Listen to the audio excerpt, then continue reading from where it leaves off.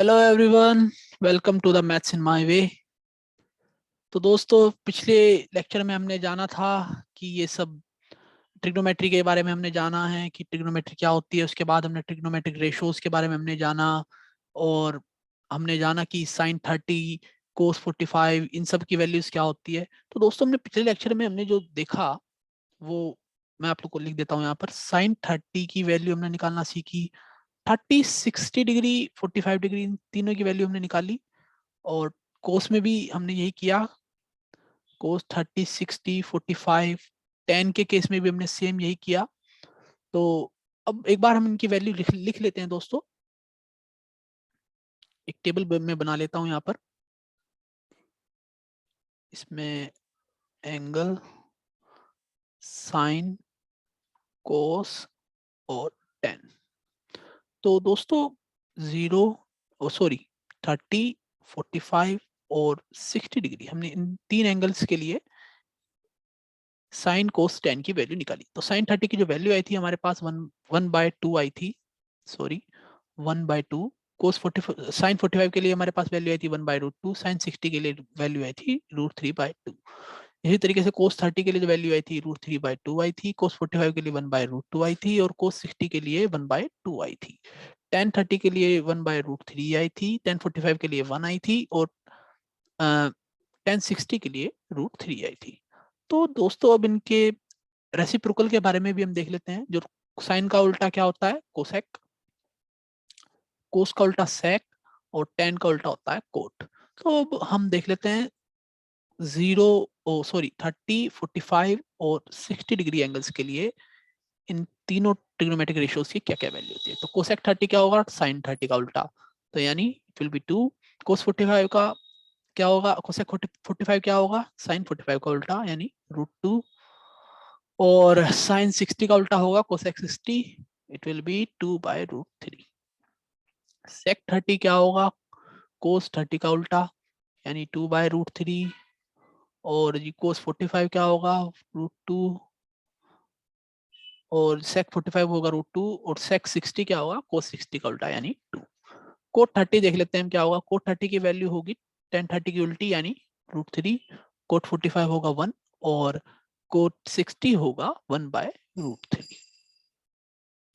तो दोस्तों, हमने पिछले लेक्चर में इन सब की वैल्यू निकालना सीखा था। आज हम देखेंगे 0 और 90 डिग्री के लिए हम कैसे वैल्यू फाइंड करेंगे। या सबसे पहले दोस्तों एक राइट एंगल ट्राइंगल बना लेते हैं।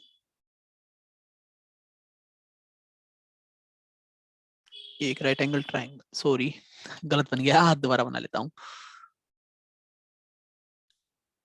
या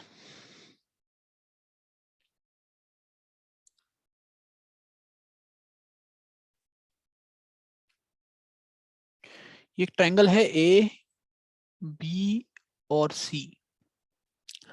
तो दोस्तों अभी आप लोग देखिए यहाँ पर ए एंगल के लिए हम बात कर लेते हैं। अब हम बात करते हैं साइन 0 की वैल्यू क्या होगी। साइन 0 वैसे हम जानते हैं कि 0 होती है इसकी वैल्यू, लेकिन ये आई कैसे, देखते हैं फिर। तो जैसे जैसे ये देखिए, साइन 0 का मतलब ये है कि ये जो एंगल है ये और छोटा होता चला जाएगा। मान लीजिए फिलहाल ये 30 है, 45 के लिए ये कितना हो जाएगा? वो सॉरी 15 के लिए कितना हो जाएगा? इतना हो जाएगा। कोस 15 ये हो जाएगा 15 डिग्री एंगल। 7.5 डिग्री के लिए ये, और सॉरी 7.5 डिग्री के लिए ये और कम हो जाएगा। और 1 डिग्री के लिए ये इतना हो जाएगा, और कम हो जाएगा। तो 0 के लिए आप देख सकते हैं, आइडियली हम देखें तो ये ओवरलैप कर जाएगा। ठीक है, जो हाइपोटेन्यूज जो है हमारी, ये बेस के साथ ओवरलैप कर जाएगी।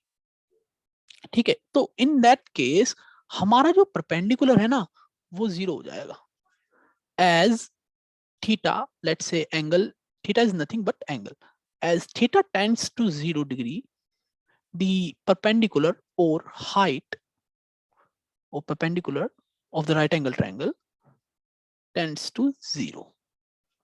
ओके, जैसे जैसे थीटा हमारा जो एंगल है वो 0 की तरफ बढ़ता जाएगा, इसी तरीके से जो हमारी जो हाइट है वो भी 0 हो जाएगी। ठीक है दोस्तों, तो इसीलिए साइन 0 क्या होगा हमारा? Perpendicular upon hypotenuse. तो परपेंडिकुलर आपका 0 हो जाएगा और हाइपोटेन्यूस आपका बेस के बराबर हो जाएगी, तो लेट्स से हाइपोटेन्यूस रख लेते हैं। तो अगर हम 0 को किसी भी चीज से डिवाइड करें तो वो 0 ही आएगा। तो दोस्तों इसीलिए साइन 0 की जो वैल्यू होती है वो 0 होती है। अब हम बात कर लेते हैं कोस 0 की क्या वैल्यू होगी। कोस 0 की जो वैल्यू होती है दोस्तों, हम जानते हैं कि कोस 0 की वैल्यू 1 होती है। लेकिन ये 1 का कैसे आई वो मैं आप लोगों को बताने जा रहा हूं अब।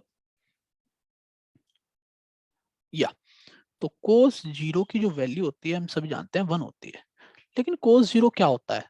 तो कोस 0 यानी hypotenuse, sorry, base upon hypotenuse. तो इसी केस में अगर हम देखें कि जो फॉर 0 डिग्री जैसे जैसे ये कम होता जाएगा एंगल, तो हमारी जो हाइपोटेन्यूस है ये ओवरलैप करती जा रही है बेस के साथ। इस वाली ये जो साइड है हाइपोटेन्यूस, जो ये ए बी है, ये एसी के साथ ओवरलैप करती जा रही है। जिससे क्या होगा कि एक टाइम पर आकर जब एंगल हमारा 0 हो जाएगा तो जो हमारा हाइपोटेन्यूस है वो बेस के बराबर ही हो जाएगी। तो इसीलिए दोस्तों कोस 0 डिग्री हमारा बेस क्या हो जाएगा? हाइपोटेन्यूस के बराबर। यानी बेस तो हमारा यही रहेगा और हाइपोटेन्यूस हो जाएगी बेस के बराबर। तो base divided by base equals to 1। तो दोस्तों इसीलिए कोस 0 की जो वैल्यू होती है वो 1 होती है। उम्मीद है आपको ये समझ में आया होगा। हम चलते हैं अब 90 डिग्री के लिए। या एक सेकंड दोस्तों, हाँ, इस केस में हम एक चीज आपको मैं बताना भूल गया, टेन के लिए भी हम अभी फाइंड कर लेते हैं। तो टेन 0 आप जानते हैं क्या होता है? Sine 0 divided by cos 0। तो दोस्तों साइन 0 क्या होगा? 0, कोस 0 होता है 1, so ten 0 will be equals to 0।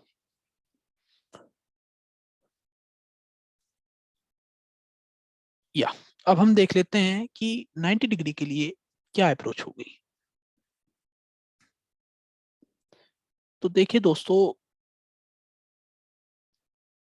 A B C, या तो दोस्तों देखिए आप, जैसे जैसे हमारा जो एंगल है वो 90 डिग्री की तरफ अप्रोच करेगा, ये अभी ये एंगल मान के चलिए 45 डिग्री है। अब जैसे जैसे ये एंगल 90 डिग्री की तरफ बढ़ेगा, जो ये हाइपोटेन्यूस है वो सी से अलग होती रहेगी। सी से ये अलग होती रहेगी। एक टाइम पर आकर ये इस तरीके से सी के बिल्कुल अपोजिट खड़ी हो जाएगी। आप देख सकते हैं यहाँ पर।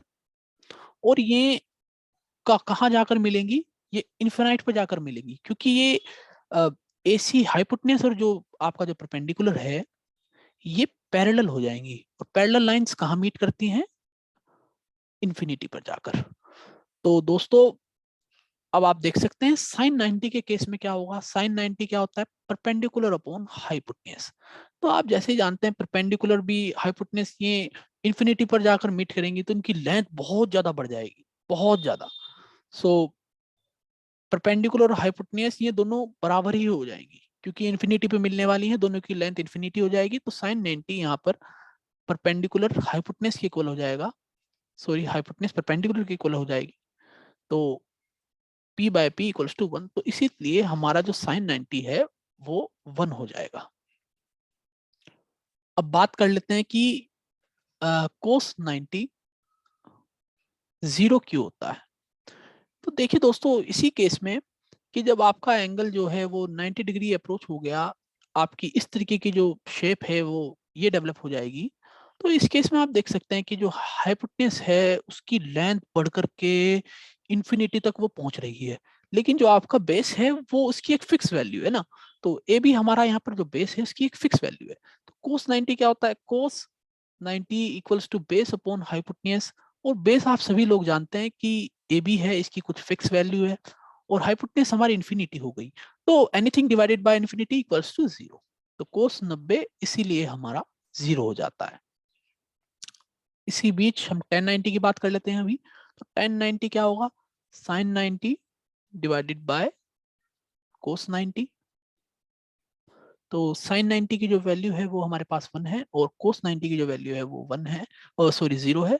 सो 1 divided by 0, anything divided by 0 equals to infinity, और simply not defined, we can't define infinity.